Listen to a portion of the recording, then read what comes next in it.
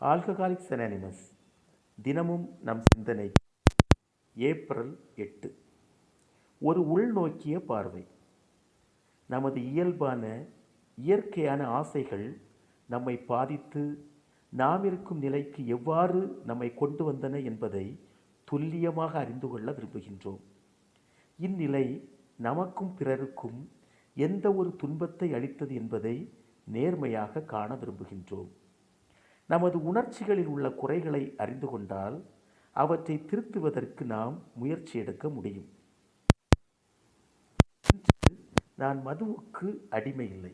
இருப்பினும் பல வழிகளில் அடிமைத்தனம் என்னை அச்சுறுத்துகின்றது.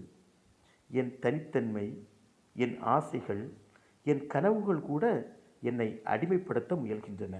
ஆயினும் கனவுகளின்றி நான் உயிர் வாழ முடியாது.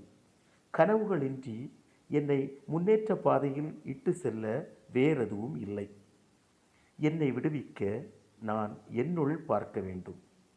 நான் சந்திக்க மிகவும் பயந்து கொண்டிருக்கும் என்னுள் இருக்கும் அந்த உண்மையான மனிதனை, இறைவன் படைத்த அம்மனிதனை பார்க்க தேவையான சக்தியை கோரி இறைவனிடம் பிரார்த்திக்கின்றேன். அவ்வாறு செய்ய முடியாதவரை நான் உண்மையான சுதந்திரமின்றி ஓடிக்கொண்டேதான் இருப்பேன். தினசரி உண்மையான சுதந்திரத்தை தருமாறு இறைவனை வேண்டுகின்றேன். நன்றி.